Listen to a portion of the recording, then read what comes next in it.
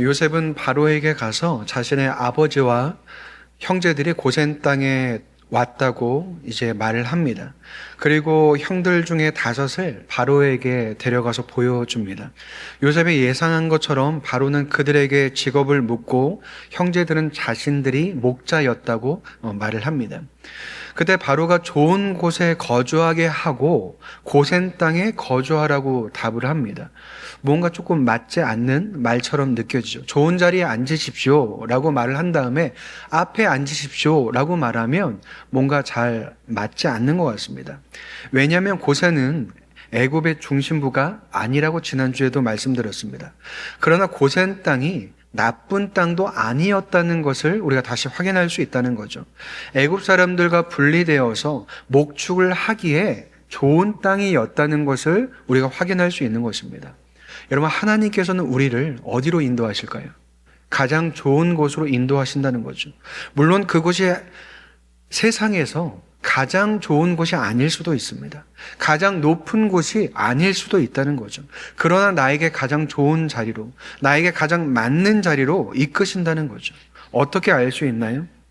애굽 사람들로부터 분리되었다는 것은 애굽 사람들로부터 무시당하고 업신여김을 받는 것일 수도 있지만, 반대로 생각해 보면 애굽 사람들과 섞이지 않고 그들의 우상과 문화로부터 영향받지 않도록 하나님께서 그들의 믿음과 삶을 지키시는 은혜를 우리가 발견할 수도 있다는 것입니다. 그렇다면 세상적인 관점으로 우리의 상황을 먼저 바라봐야 될까요? 아니면 하나님의 관점으로 바라봐야 될까요? 하나님의 관점으로 바라봐야 합니다. 그런데 그게 쉬운 일일까요? 쉽지 않죠. 왜냐하면 우리의 눈과 생각은 세상 것을 먼저 보게 되기 때문에 그렇습니다. 당장 눈앞에 보이는 현실과 상황과 형편을 무시하고 살아갈 수 없습니다. 믿음이 있다고 하더라도 아무것도 보이지 않은 것처럼, 아무 일도 일어나지 않은 것처럼 살아갈 수는 없다는 거죠. 그런데 하나님이 보이지 않고 느껴지지 않는 현실 속에서 하나님을 바라보는 일이 믿음입니다. 하나님이 어떤 분이시고 하나님께서 나를 어떻게 사랑하시며 나에게 어떻게 힘주시며 어떻게 함께 하신지를 알아 말씀 위에 서서 흔들리지 않고 하나님을 붙잡기로 결단하는 것이 믿음의 삶이라는 거죠. 그런데 그러한 믿음이 한 번에 완성될 수 있을까요? 그럴 수 없다는 것입니다. 오랜 세월을 지나 많은 일들을 지나 우리의 믿음이 믿음으로만 끝나는 것이 아니라 실제가 되게 하시고 능력이 되게 하신다는 거죠. 요셉은 바로에게 자신의 아버지인 야곱을 소개합니다. 바로가 야곱에게 나이를 물었을 때 야곱이 뭐라고 대답하냐면 나그네 길이 130년이 되었다고 말합니다. 그리고 자신이 조상보다 오래 살지 못했지만 험악한 세월을 보냈다고 소개를 하죠. 여러분, 야곱의 인생이 어땠나요? 파란만장했습니다. 팥죽 한 그릇으로 형에게 장자권을 산 것부터 시작해서 외삼촌 라반의 집으로 도망가고 거기서 또 라반에게 속아서 10몇 년을 넘어 20년 가까이 일을 하고 또 레아와 라헬과 결혼했지만 그 안에서 여러 많은 일들이 나타나고 딸 디나가 겁탈을 당하고 아들들이 또 가서 살인을 저지르고 라헬이 죽고 요셉이 죽은 줄 알고 살았던 세월과 지금까지 그가 겪었던 삶은 결코 순탄하지 않았습니다. 그래서 야곱이 말한 것처럼 정처 없이 떠도는 나그네처럼 130년을 살았을 뿐 아니라 그 세월이 험악했다라는 거죠. 그렇다면 야곱에게 남아있는 것은 후회와 원망뿐이었을까요? 아니면 인생의 고통과 허무함만이 가득했을까요? 그가 자신을 소개하는 것을 통해서 그의 인생이 얼마나 힘들었는지 나타내지만 그렇다고 해서 그것이 지금까지 살아온 자신의 모든 삶이 고통뿐이었음을 말하는 것은 아니라는 것입니다. 여러분, 바로 앞에 선 야곱은 바로에게 축복을 2번이나 합니다.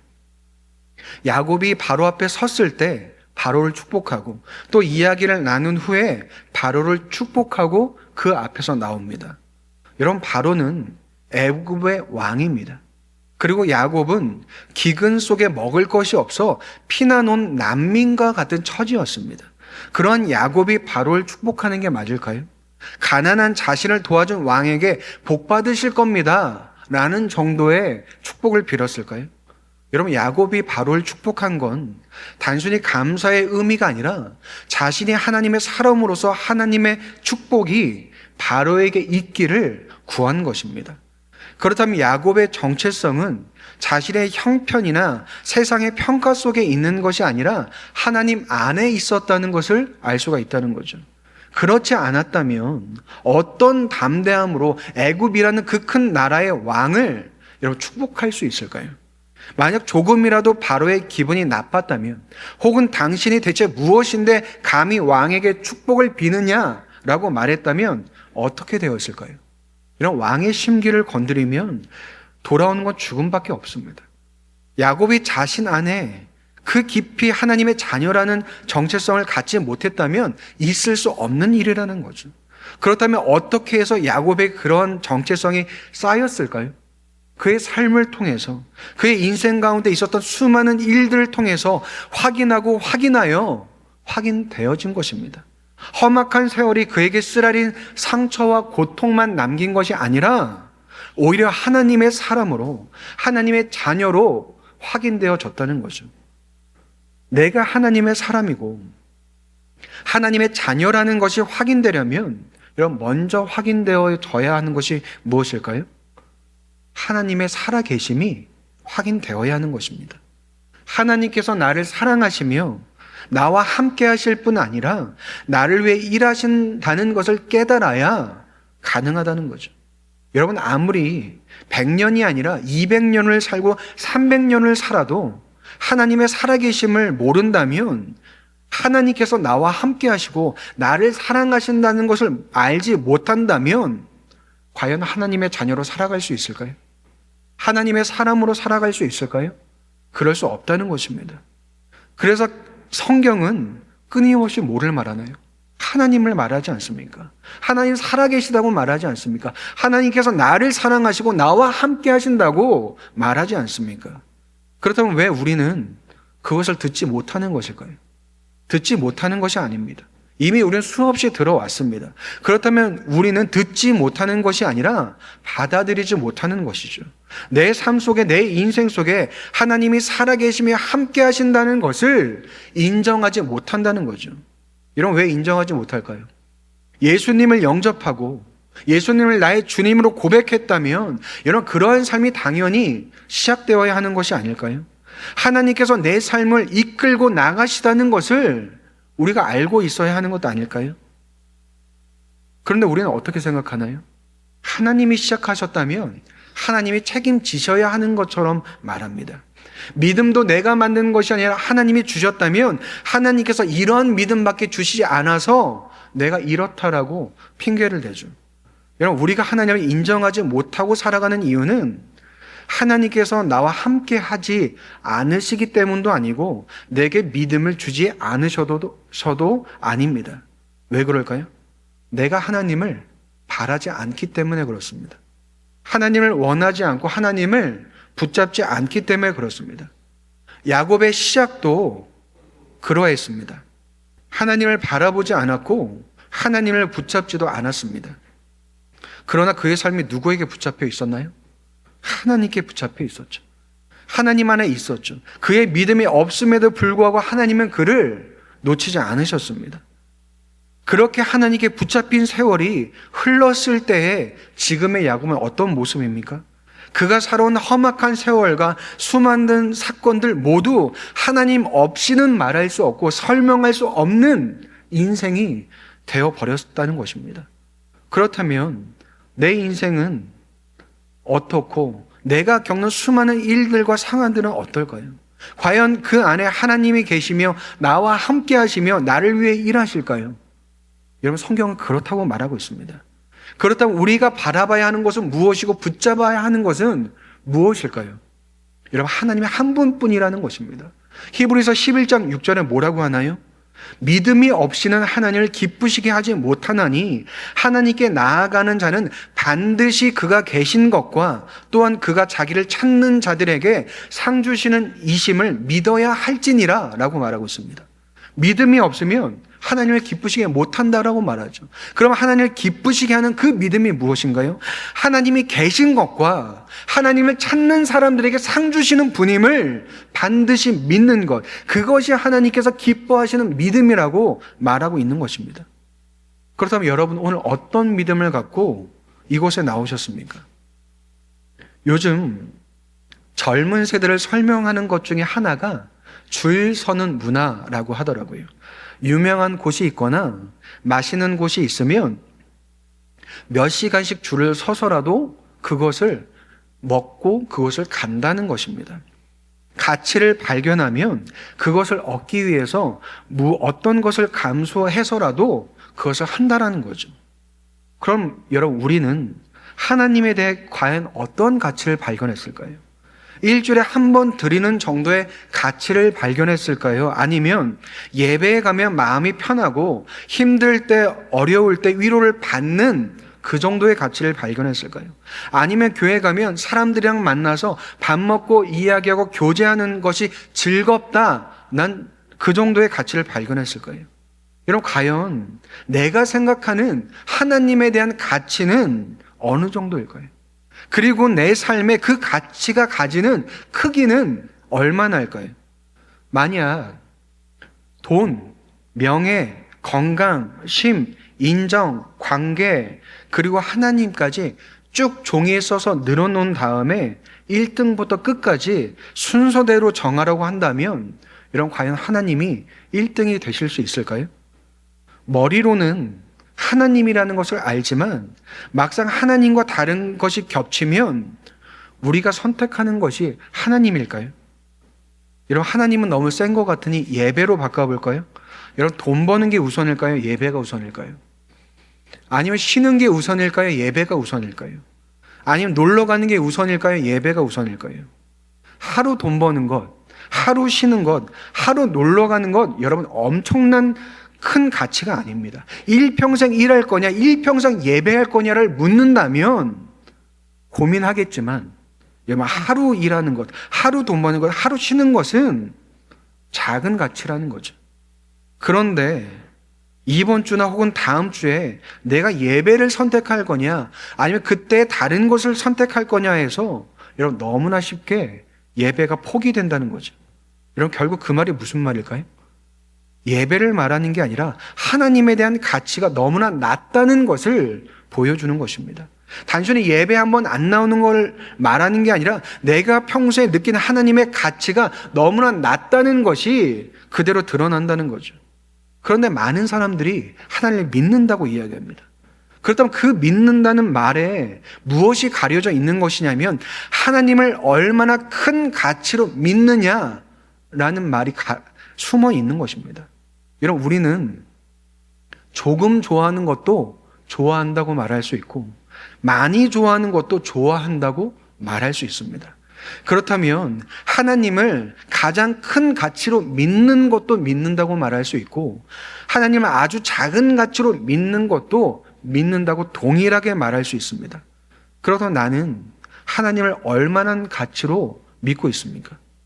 여러분, 사람들은 전부 다 가치를 따라 살아갑니다. 돈이 가장 가치 있다고 생각하면 돈을 위해서 살아가죠. 인정이 가장 가치 있다고 생각하면 인정을 위해서 살아갑니다. 즐기고 쉬는 것이 가장 가치 있다고 생각하면 결국 그것을 위해 살아갑니다. 그렇다면 하나님이 가장 가치 있다고 생각하고 여기면 어떻게 살아갈까요? 하나님을 위해 살아가겠죠. 그렇다면 하나님을 위해 살아가는 삶이 내 안에 없다면 내 삶의 하나님이 가장 큰 가치가 아니라는 것이 여러분 나타날 수밖에 없다는 거죠. 여러분, 사람은 모든 것이 연결되어 있습니다. 결국 누군가 말하고 행동하고 살아가는 모습은 그가 무엇을 가치 있게 여기고 무엇을 가치 있게 여기지 않는지가 고스란히 드러납니다. 여러분, 만약에 제가 강단이나 사석에서 날마다 주식, 부동산 이야기하고 정치 이야기하고 여행 이야기하고 맛집 이야기한다면 여러분 어떻게 생각하시겠습니까? 혹은 자동차 이야기하고 옷 얘기하고 가방 이야기하고 자식 이야기만 하면 여러분 어떻겠습니까? 한두 번이 아니라 계속해서 말한 내용이 그렇다면 여러분 얼마나 들을 수 있겠고 얼마나 참을 수 있으시겠습니까? 그리고 가장 먼저 생각하는 게 무엇일까요? 과연 하나님이 우선이 아니시구나 라고 여러분 생각하지 않겠습니까? 그렇게 알아차리지 않겠습니까? 근데 여러분 그게 내 모습 아닐까요? 내 이야기 아닐까요? 내가 평소에 말하고 관심 있고 좋아하는 것이 무엇인지, 무엇을 위해 사는가라고 했을 때 그것이 하나님인지 아닌지를 여러분 내 자신 스스로 너무나 잘 알지 않겠습니까? 여러분 서기관이 예수님한테 찾아와서 계명 중에 무엇이 가장 중요하냐고 물었을 때 예수님께서 뭐라고 대답하셨나요?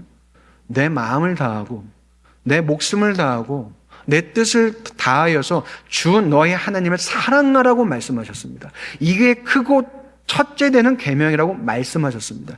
예배 잘 드려라, 교회 잘 다녀라, 섬겨라, 봉사해라가 아니라 하나님을 사랑하는 것이 첫 번째며 첫 번째여야 한다고 분명히 예수님께서 말씀하셨습니다. 여러분 모든 관계는 상대방을 사랑하는 것에서 시작됩니다.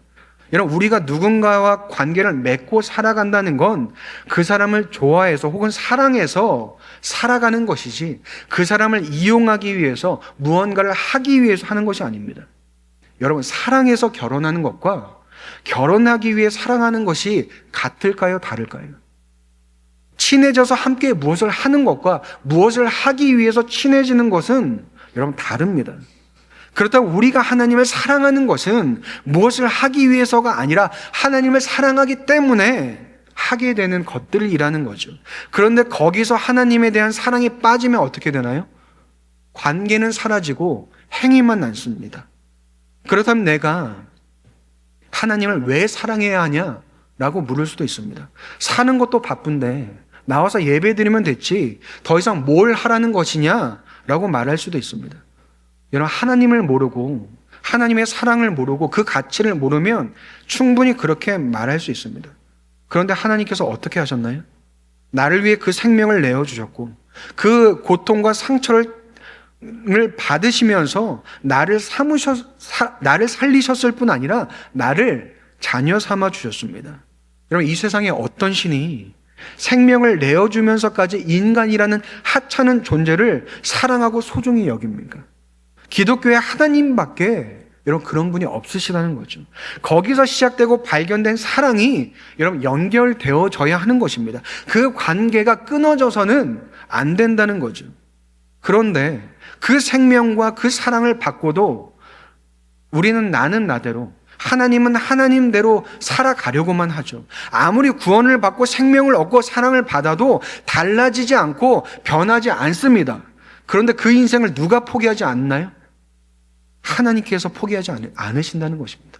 내가 포기하지 않는 것이 아니라 하나님이 포기하지 않아서 여러분 내 인생이 흘러간다는 거죠. 내가 하나님을 붙잡아서가 아니라 하나님께서 나를 놓지 않아서 여러분 우리는 이 순간을 살아가고 있다는 거죠. 여러분 무엇이 그것을 보여주나요? 바로 야곱의 인생이 그렇다는 것을 보여주죠. 자신이 말한 그 험악한 세월 속에서 나는 비록 하나님을 붙잡지 못했지만 하나님께서 나를 붙잡으셨고 하나님께서 나를 살리셨고 하나님께서 이끄신 그 은혜로 인해 지금 이 자리에 서 있음을 말하고 있다는 거죠. 그래서 세상의 정점에 서 있는 돈과 명예와 권력과 모든 것을 가진 바로를 부러워하는 것이 아니라 오히려 그 자리에 자신과 함께 하시는 하나님을 바라보면서 하나님의 이름으로 바로를 축복하는 것입니다. 여러분 야곱은 바로 앞에서 주눅들지도 않았고 내 인생은 지금까지 뭘 했나 후회하지도 않았습니다. 지금까지 이끄신 하나님으로 인해서 그 하나님의 가치가 바로가 가지고 누리는 모든 것보다 크다는 것을 나타낸 것입니다. 그렇게 야곱이 고센 땅에 산 지 17년이 지났을 때 야곱이 요셉을 불러서 뭐라고 말하는지 아십니까? 29절부터 31절까지 이렇게 기록되어 있습니다. 이스라엘이 죽을 날이 가까움에 그의 아들 요셉을 불러 그에게 이르되 이제 내가 내게 은혜를 입었거든 청하노니 내 손을 내 허벅지 아래에 넣고 인애와 성실함으로 내게 행하여 애굽에 나를 장사하지 아니하도록 하라. 내가 조상들과 함께 눕거든 너는 나를 애굽에서 메어다가 조상의 묘지에 장사하라. 요셉이 이르되 내가 아버지의 말씀대로 행하리이다. 야곱이 또 이르되 내게 맹세하라 하매 그가 맹세하니 이스라엘이 침상 머리에서 하나님께 경배하니라. 뭐라고 말하나요? 자신을 애굽에 장사 지내지 말고 조상들의 묘지 가나안 땅에 나를 장사해 달라고 말합니다. 여러분, 애굽에서 장례를 치른 일이 더 화려하고 좋은 곳에 장사될 수 있었을 것입니다. 그런데 야곱은 왜 애굽이 아니라 가나안에 장사되길 바랬을까요? 할아버지인 아브라함과 아버지 이삭이 묻힌 그곳에 조상들과 같이 묻히길 바래서였을까요? 아니면 가나안에 돌아가는 것이 애굽에 있는 것보다 낫다고 생각했을까요? 여러분, 야곱은 자신의 조상들이 그 삶을 다하고 하나님을 만난 그곳에 자신도 가기를 원했던 것입니다. 성경에서 그것을 뭐라고 표현하나요? 더 나은 본향이라고 표현합니다. 이 땅에서의 고향이 아니라 하나님이 계신 그 본향을 간절히 바랬다는 거죠. 결국 야곱이 바란 건 그 땅이나 조상들이 아니라 하나님을 간절히 바라며 소망했기에 요셉을 불러 내가 애굽이 아닌 가나안 땅 그곳에 나를 묻어달라고 이야기한 것입니다. 그래서 요셉이 그곳에 장사하겠다고 말했을 때 야곱이 어떻게 하나요? 나에게 맹세를 하라고 이야기합니다. 그 말로써도 안 되니 나에게 꼭 맹세를 해서 내가 하나님 만날 수 있도록 해달라고 다시 한번 이야기하죠. 그래서 요셉이 맹세했을 때 어떻게 하나요? 야곱은 침상 머리에서 하나님께 경배했다고 말합니다. 여러분, 야곱이 하나님께 어떤 경배를 드렸을까요? 죽기 전에 예수 믿으면 된다고 생각하는 사람들이 있습니다. 죽기 전에 예수님을 영접하고 기독교식으로 장례만 치르면 되는 것일까요? 마지막 화장하기 전에 그 관에 흰색 천을 씌우는데 거기에 성도 누구누구 혹은 집사 누구누구 그렇게 글자가 적히면 되는 것일까요? 여러분, 그조차도 하나님을 만날 수 있다면 은혜겠지만 여러분, 하나님은 우리가 죽을 때만 자신을 찾게 하시는 분이 아니시라는 것입니다.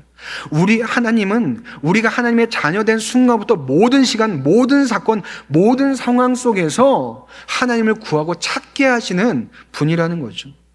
나를 자녀 삼으신 하나님께서, 나를 포기하지 않으신 하나님께서 내가 하나님 없이 살아도 괜찮은 인생으로, 아무런 문제가 없는 인생으로 과연 살게 하실까요? 혹은 하나님을 찾게 하기 위해서 나를 괴롭히며 힘들게 살게 하실까요?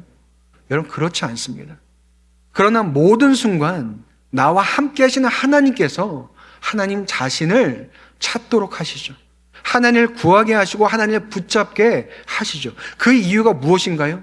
내 인생에 무엇과도 바꿀 수 없는 가장 큰 가치가 하나님이시기 때문에 하나님은 그것을 우리에게 끊임없이 말씀하시는 것입니다.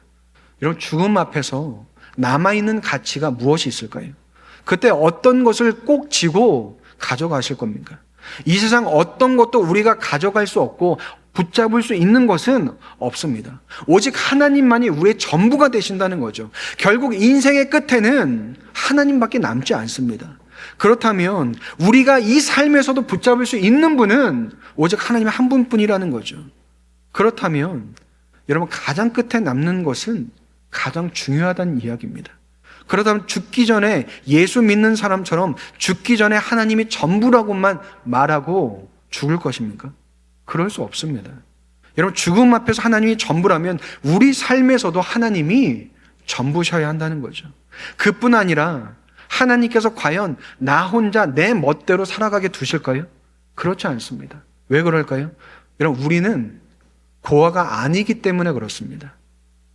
하나님께서 자녀 삼으신 나를 과연 홀로 두실까요? 그럴 수 없다는 거죠. 그렇다면 죽고 나서 하나님을 만나 그 품에 안기는 것이 아니라 내 모든 인생을 하나님과 함께 손잡고 걷다가 그 마지막에도 하나님 손을 잡고 죽음을 넘어 하나님 계신 그 나라에 가야 하는 것이 우리의 신앙이고 우리의 삶이어야 한다는 거죠. 이런 전도서 말씀에 뭐라고 하고 있는지 아십니까?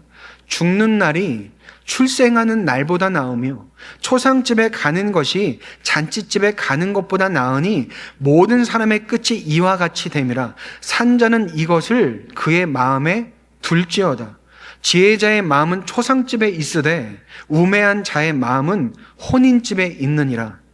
왜 죽는 날이 출생하는 날보다 나을까요? 결국 모든 사람은 죽게 되기 때문에 그렇습니다. 그렇다면 우리의 삶이 유한하다면 가장 가치 있는 것을 찾아야 되지 않을까요? 이래도 한 세상, 저래도 한 세상이니 내가 원하는 대로 세상에 말하는 대로 살아갈 것입니까? 여러분, 말씀이 뭐라고 말하나요? 한 번 죽는 것은 정해진 것이요 이후에는 심판이 있다고 분명히 말씀하십니다. 여러분, 이 세상 사는 것이 전부라면, 그렇게 살아도 될지 모르겠지만 여러분, 그것이 전부가 아니라면 여러분 어떻게 하실 건가요? 누군가 이런 말을 하더라고요. 분명한 것과 분명하지 않은 것이 있다면 분명하지 않은 것을 확인해야 한다는 것입니다. 여러분, 우리 삶에 분명한 것은 무엇인가요? 사람은 모두 다 죽는다는 것입니다. 그런데 분명하지 않은 것은 무엇인가요? 하나님이 계신가 계시지 않은가가 세상 사람들한테 분명하지 않죠. 그런데 만약 하나님을 믿지 않는 사람이 죽었는데 하나님이 계시지 않는다면 다행이겠지만 하나님이 살아 계시다면 어떻게 해야 될까요? 그 삶을 다시 거스를 건가요? 다시 죽은 삶을 살려달라고 말할 것인가요? 여러분, 그런데 우리에게 분명한 것은 무엇인가요? 여러분, 우리에게는 죽는다는 것도 분명하고 하나님이 계시다는 것도 분명합니다. 그렇다면 우리가 어떻게 살아야 될까요? 죽을 날만 바라보며 살아야 될까요? 하나님을 바라보며 이 인생을 살아야 하는 것입니다.